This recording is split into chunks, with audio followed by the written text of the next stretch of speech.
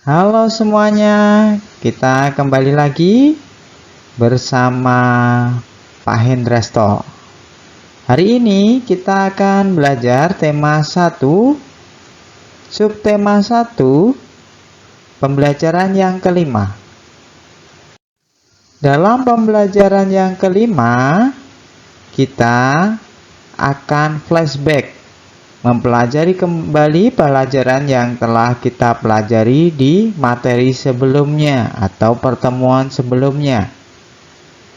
Yang pertama, pembelajaran bahasa Indonesia. Yang kedua, PPKN. Yang ketiga, SBDP. Yang keempat, IPS. Yang kelima, ilmu pengetahuan alam atau biasa disebut dengan IPA. Jangan lupa subscribe, like, and share. Dalam pembelajaran IPS, bagaimana menurutmu pengaruh kondisi geografis bagi kehidupan manusia?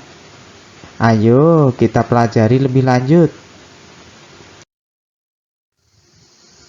Pada pembelajaran sebelumnya, kamu telah belajar tentang negara-negara ASEAN. Kamu menemukan beberapa pengetahuan tentang ASEAN dan Asia Tenggara. Pengetahuan apa saja yang telah kamu peroleh? Pengetahuan yang kamu peroleh antara lain, setiap negara memiliki bunga nasional. Di Brunei Darussalam, Indonesia, Filipina, Kamboja, Laos, Malaysia, Singapura, Myanmar, Thailand, dan Vietnam. Semua negara ini, ya, bisa kamu baca sendiri, memiliki bunga nasional. Kalau pembelajaran sebelumnya hanya Indonesia dan Malaysia, bunga melati putih dan bunga raya yang ada di Malaysia. Nah, kamu bisa baca sendiri ya nama bunga-bunganya. Yang kedua, sejarah berdirinya ASEAN. Landasan didirikannya ASEAN adalah persamaan letak geografis dan kemiripan budaya. Yang kedua adalah tentang kepentingan yang sama dalam memajukan pertumbuhan ekonomi, sosial, budaya, serta menjaga keamanan kawasan. Tahun 1967, ASEAN berdiri atas Deklarasi Bangkok. Ada 5 negara yang terlibat dalam diskusi menjadi pencetus dan pendiri organisasi ASEAN, yaitu Adam Malik dari Indonesia, Tun Abdul Razak dari Malaysia, Tanat Koman dari Thailand, S. Rajaratnam dari Singapura, dan Narsiko Ramos dari Filipina. Kerjasama ASEAN ada di bidang ekonomi, sosial, budaya, serta politik. Negara yang bergabung setelah ASEAN berdiri adalah Brunei Darussalam bergabung pada tanggal 7 Januari 1984. Vietnam bergabung pada tanggal 28 Juli 1995. Laos dan Myanmar bergabung bersamaan pada tanggal 23 Juli 1997. Dan yang terakhir adalah Kamboja, bergabung pada 30 April 1999. Jadi, seluruh anggota ASEAN pada saat ini berjumlah 10 negara.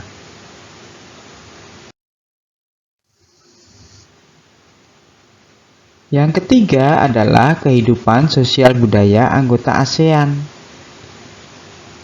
Peninggalan sejarah, suku yang mendiami berbagai negara, budaya penduduk, permainan tradisional. Nah, yang keempat adalah kamu sudah mempelajari sumber daya alam negara anggota ASEAN. Ada ikan dan hasil lautnya, ada jalur transportasi airnya, ada objek wisatanya, serta bahan tambang seperti minyak dan gas. Kamu juga sudah mempelajari tentang kondisi alam yang ada di negara kawasan Asia Tenggara. Dalam evaluasi ini, jawablah pertanyaan berikut ini. Apakah kamu sudah memahami pembelajaran IPS dari pembelajaran 1 sampai 5? Tuliskan juga alasanmu. Nah, tuliskan di bawah ini ya. Apa yang telah kamu pelajari? Lalu tuliskan juga apa alasannya. Apakah kamu sudah memahami atau belum? Alasannya apa? Kegiatan yang kedua adalah SBDP. Hutan tropis di sebagian besar wilayah Asia Tenggara menghasilkan kayu yang sangat bermanfaat bagi penduduknya. Sebagian dari mereka memanfaatkan kayu untuk dibuat patung. Patung Nusantara banyak diminati masyarakat dunia. Pada pembelajaran 2, kamu sudah berdiskusi dan membuat patung sederhana. Ambillah bahan patungmu. Kali ini kamu akan membuat patung dengan model sederhana yang lain.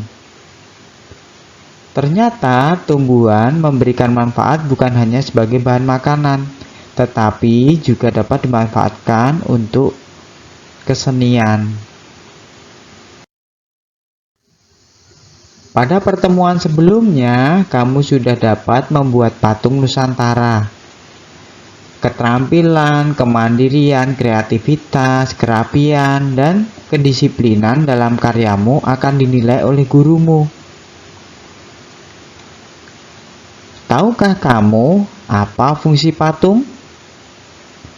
Nah, fungsi patung antara lain yang pertama adalah patung monumen, yaitu jenis patung yang fungsinya sebagai alat untuk memperingati suatu peristiwa sejarah atau tokoh tertentu yang berjasa besar. Yang kedua, patung sebagai lambang memujaan atau berhala, yaitu jenis patung yang digunakan sebagai lambang pemujaan, sesembahan dalam acara keagamaan tertentu, atau alat peribadatan. Yang ketiga adalah patung miniatur, jenis patung yang merupakan tiruan suatu bangunan atau arca dalam bentuk yang kecil. Yang keempat adalah patung dekorasi, yaitu jenis patung yang berfungsi menjadi ornamen atau penghias baik di dalam maupun di luar ruangan. Jadi banyak ya fungsi patung. Kamu sudah membuat patung? Ya, sudah ya, membuat patung Nusantara. Sekarang ceritakan kesan, kesulitan, hal yang kamu alami saat membuat patung Nusantara. Tuliskan jawabanmu di kolom berikut ini.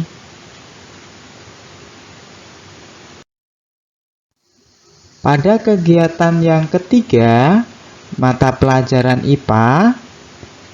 Dalam mata pelajaran IPA, kamu sudah mempelajari beberapa hal tentang tumbuhan, yaitu cara perkembangbiakan tumbuhan dengan vegetatif dan generatif. Vegetatif adalah perkembangbiakan tanpa proses kawin, sedangkan generatif adalah perkembangbiakan melalui proses kawin. Masih ingat ya, tumbuhan yang berkembang biak secara vegetatif yang memiliki biji atau buah yang bisa ditanam dan menghasilkan tumbuhan baru. Selanjutnya yang kedua adalah pemanfaatan bagian-bagian tumbuhan.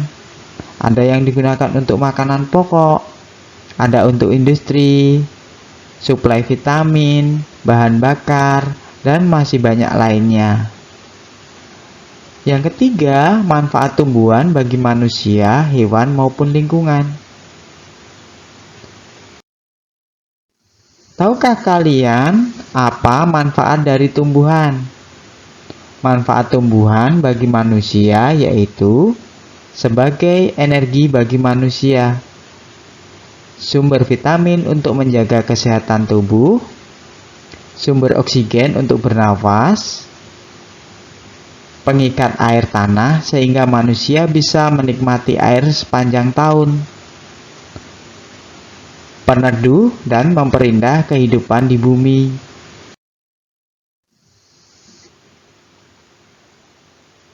Sedangkan manfaat tumbuhan bagi hewan yaitu sebagai sumber energi atau makanan bagi hewan.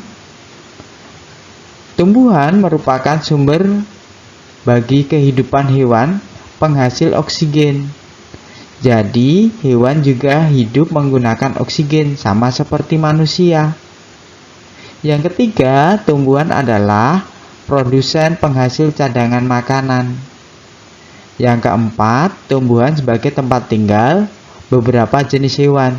Jadi, ada beberapa jenis hewan yang tinggal di dalam tumbuhan.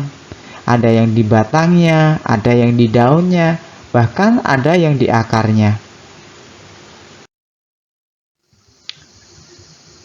Sedangkan yang ketiga, manfaat tumbuhan bagi lingkungan adalah yang pertama adalah mengurangi pencemaran, membuat udara lebih segar, menghambat pemanasan global, melindungi bumi kita dari sengatan sinar matahari, menyuburkan tanah, mengurangi polusi dan pencemaran udara, menyimpan cadangan air, dan mencegah erosi serta abrasi.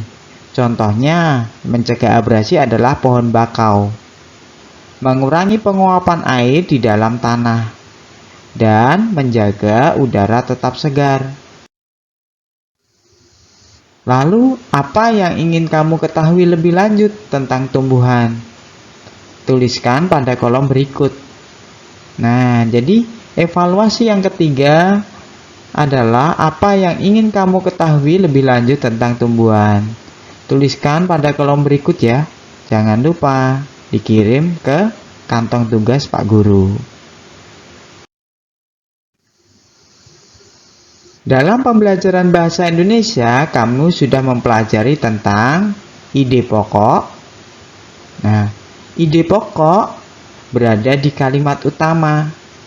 Cara mencari ide pokok diawali dengan membaca cermat paragraf dan menentukan kalimat utama. Yang kedua, kamu sudah mempelajari tentang kesimpulan. Kesimpulan adalah inti dari suatu paragraf. Menentukan kesimpulan dapat dibantu dengan kalimatannya apa yang diceritakan dalam paragraf tersebut. Dalam pembelajaran PPKN, kamu juga sudah mempelajari beberapa hal, yaitu diantaranya sila Pancasila. Hafal ya sila-sila Pancasila dari yang pertama sampai yang kelima, serta lambang silanya ya. Yang kedua, kamu sudah mempelajari penerapan nilai-nilai Pancasila.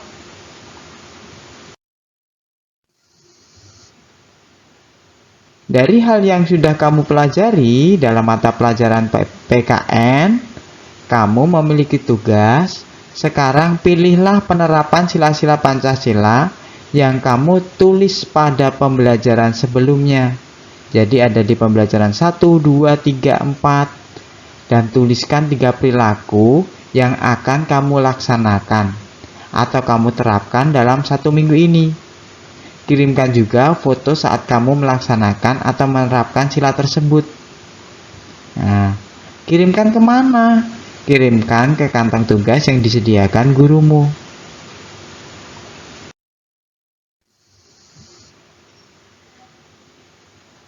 Semakin tua, semakin berisi dan merunduk. Semakin dewasa, kita harus semakin banyak ilmu dan rendah hati. Itu pesan Pak Guru. Terima kasih. Selamat beraktivitas kembali. Dan jangan lupa patuhi protokol kesehatan.